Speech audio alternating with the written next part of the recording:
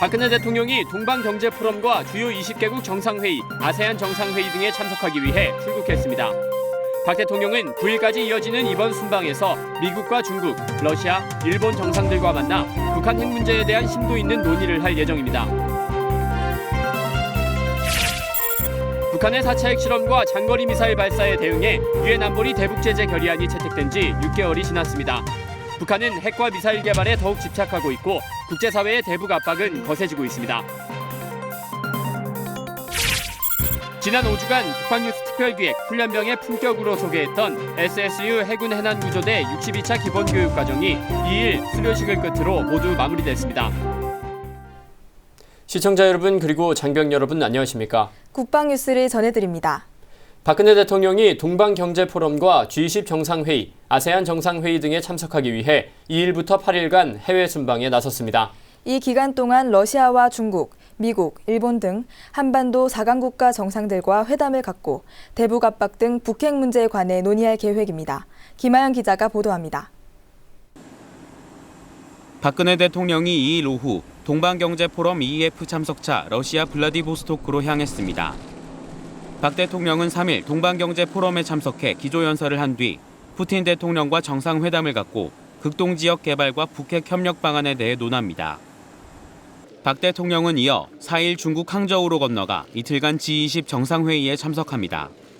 혁신, 활력, 연계, 포용적인 세계 경제 건설을 주제로 열리는 이번 회의에서 G20 국가들과 정책 공조 방안을 논의할 예정입니다.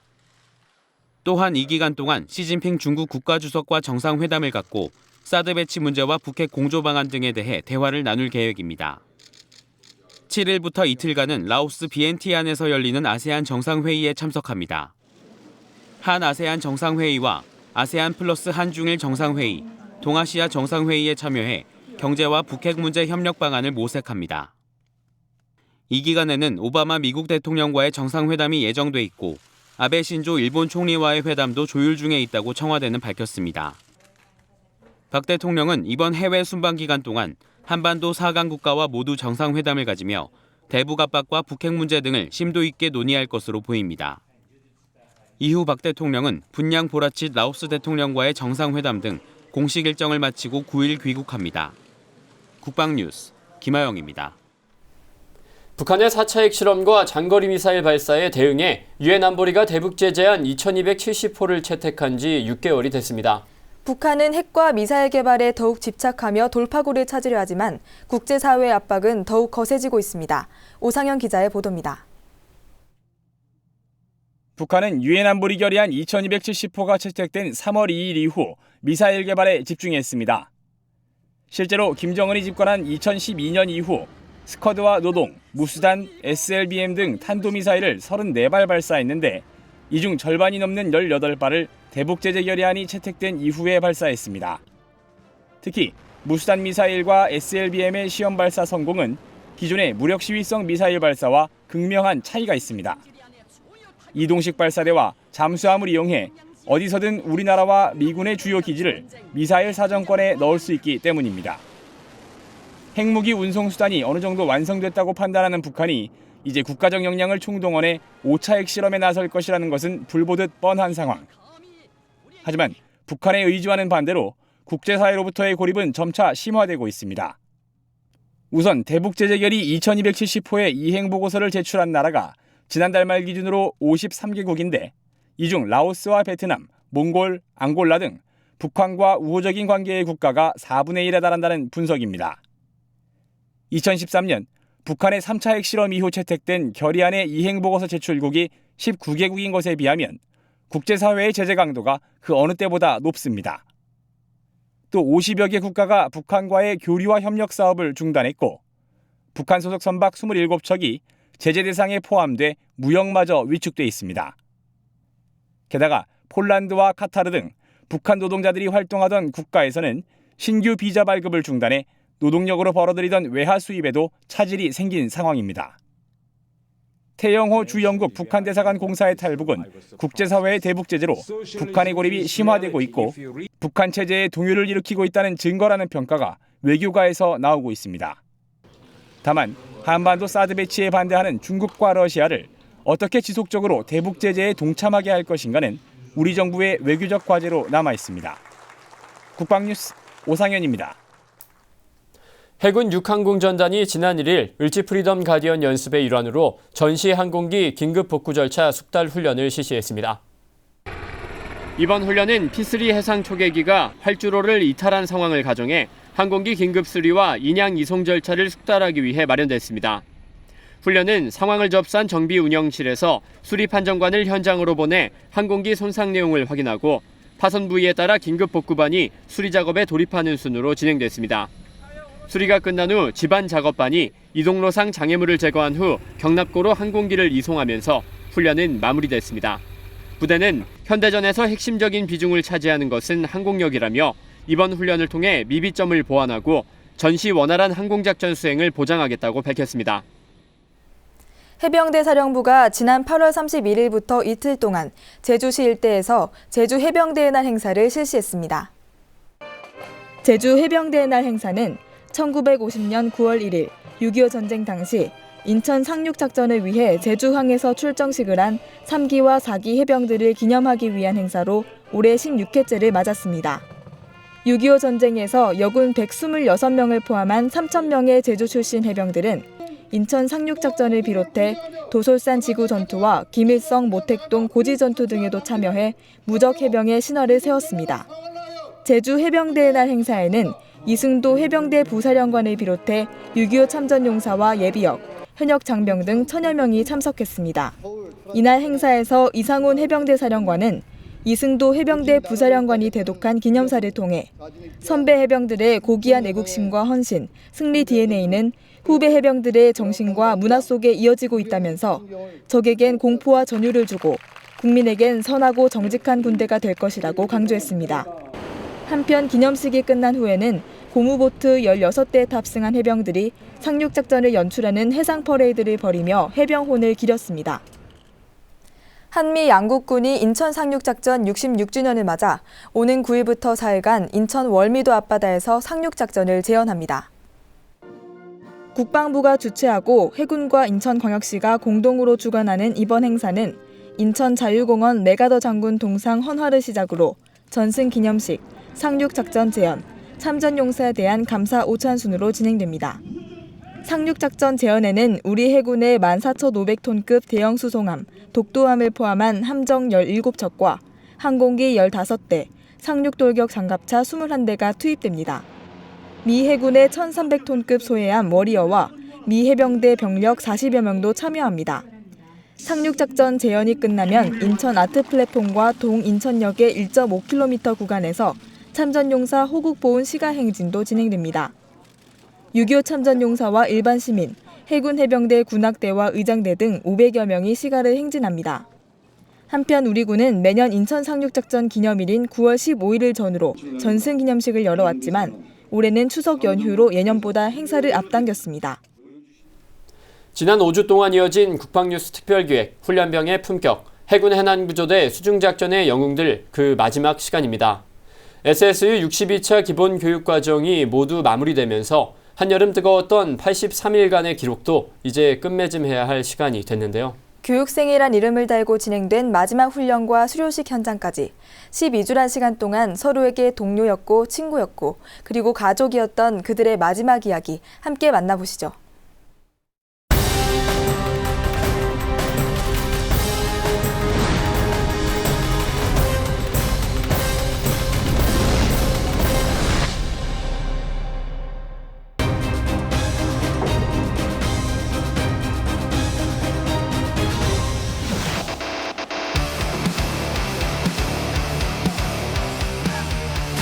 항공 구조 상황에서 바다로 투입될 때 사용하는 방법에는 맨몸으로 뛰어드는 직접 투입법과 하강줄을 이용한 로프 투입법이 있습니다. 보통 직접 투입 훈련할 때는 보통 투입되는 높이가 약 한 3m에서 약 5m 정도입니다. 근데 만일에 해상 상태가 안 좋다든지 패스 로프 같은 거나 래펠 같은 구조 로프를 이용해서 투입하게 되면 항공기도 안전할 뿐더러 우리 구조사들도 안전하기 때문에 이런 투입법을 실시하고 있습니다. 교육생들이 항공기를 이용한 해상 투입 절차를 숙달하고 바다로 나섭니다.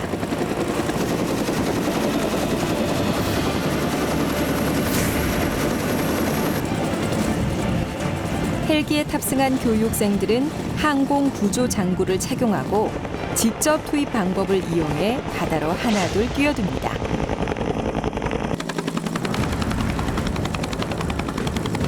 전이랑은 이제 많이 다르겠지만 그래도 한번 해본 만큼 아무 걱정 없이 할 수 있을 것 같습니다.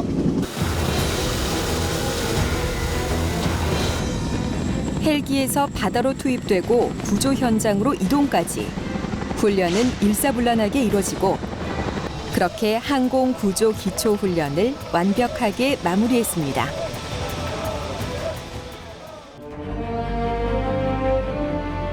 드디어 심해 잠수사 휘장을 가슴에 달고 설레는 마음을 감출 수 없는 날이 왔습니다.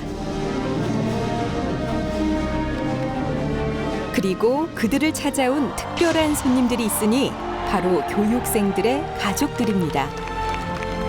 지난 12주간의 혹독한 훈련으로 몰라보게 달라진 아들들의 모습이 너무도 대견하고 자랑스럽습니다. 너무 든든하고요. 제일 자랑스럽고 어디 가도 부끄럽지 않게 자랑할 거예요. 12주 동안 건강하게 아무런 다친 데 없이 이렇게 훈련 잘 마치고 오늘 수료식 날까지 이 자리에 있게 된 걸 정말 감사드리고 또 교관님들, 조교님들에게 정말 감사의 말씀을 드리고 싶습니다.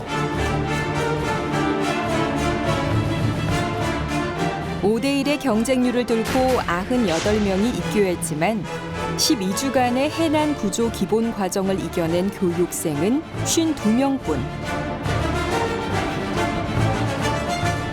이들은 이제 교육생이란 이름표를 떼고 당당히 해난 구조대의 한 가족이 됐습니다. 하지만 전천후 해난 구조 작전을 수행하기 위한 그들의 지옥 훈련은 앞으로도 계속됩니다. 기본 과정을 수료한 장교와 부사관은 각각 18주와 14주간의 신분별 전문 교육 과정을 마쳐야만 비로소 대한민국 최정예 심해 잠수사로서의 임무를 수행할 수 있습니다. 더 넓고 더 깊은 바다에서 살아가는 진짜 사나이들의 이야기는 이제부터 시작입니다.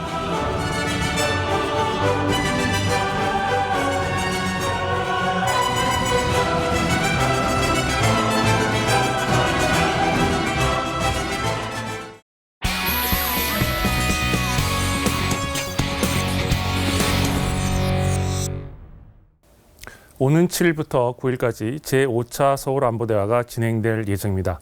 서울안보대화는 한반도의 평화정착과 글로벌 안보협력 증진을 위해 지난 2012년에 창설된 다자안보대화체입니다. 국방과 안보 정책 결정자와 민간 전문가 간의 자유스러운 토의의 장을 마련함으로써 안보 이슈에 대한 심도 있는 토의가 진행될 수 있도록 구성되어 있습니다. 특히 지난 해에는 대통령께서 직접 기조연설에 나서 자리를 빛내주시기도 하였습니다. 영내 안보협의체로 시작한 서울안보대화는 지난 5년간 UN, EU, 나토를 비롯한 국제기구를 포함하여 유럽, 미주, 중동에서도 참여하는 글로벌 안보협의체로 격상되는 등 많은 발전을 이뤘다는 것이 일반적인 평가입니다. 안보 환경이 크게 변화함에 따라 다자안보협력의 필요성이 어느 때보다 커지고 있는 것이 현실입니다. 개별 국가 차원에서 해결하기 어려운 포괄적, 비전통적 안보 문제가 점점 많아지고 있습니다. 테러리즘, 사이버 위협, 기후변화, 핵 비확산, 보건안보 등이 대표적인 사례입니다.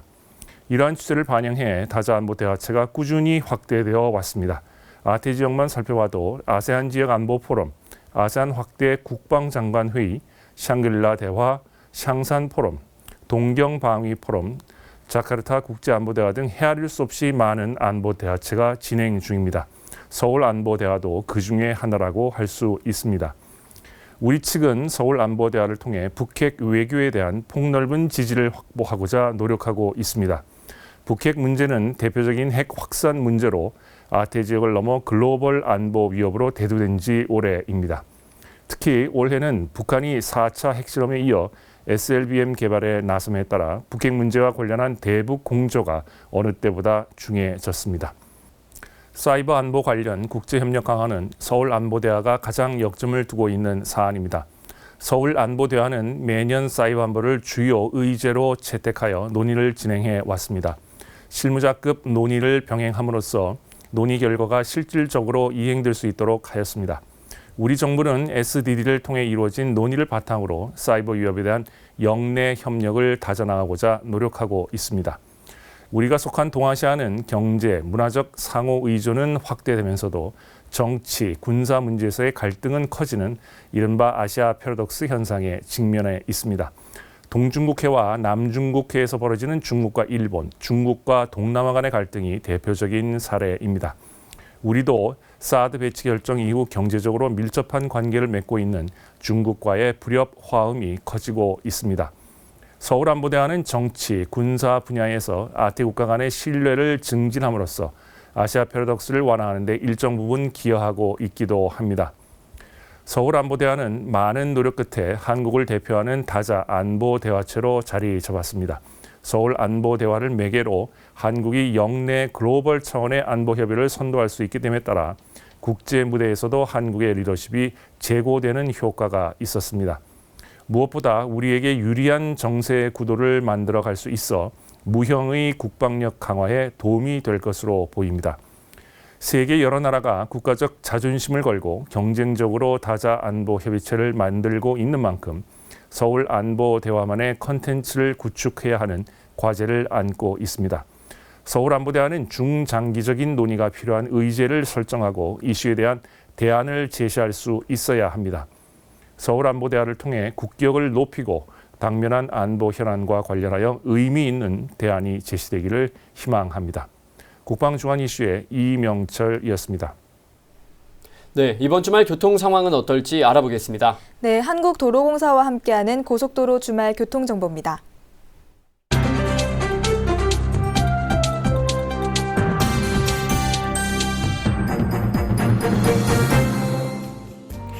네, 길었던 폭염 때문에 더 기다리셨던 9월입니다. 이번 달은 추석 연휴까지 있어서 9월 교통량이 더 궁금한데요. 어떨까요?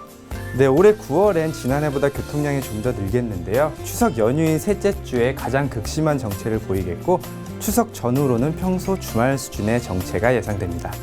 네, 그럼 이번 주말 고속도로는 어떨까요?